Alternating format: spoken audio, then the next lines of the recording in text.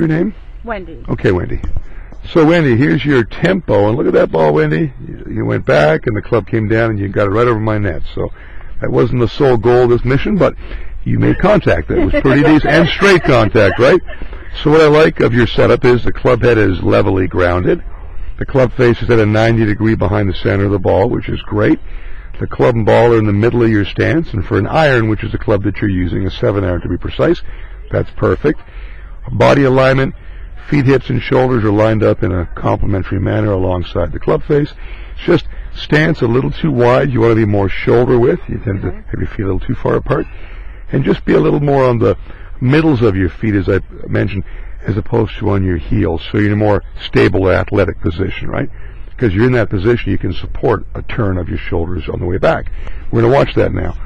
During the backswing, the club at least is going back more directly. So the club head is not moving behind your legs. So it's getting lifted up a little bit with your wrist, the golf club that is. But you're keeping the club in a pretty good angle. I want your husband Walter to be able to get that club in the same vertical position, right?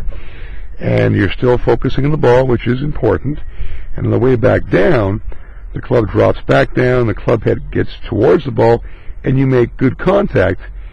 Field goal. And you field goal right in the middle of my net, up over. Follow through wise, you can see how you're finishing about there.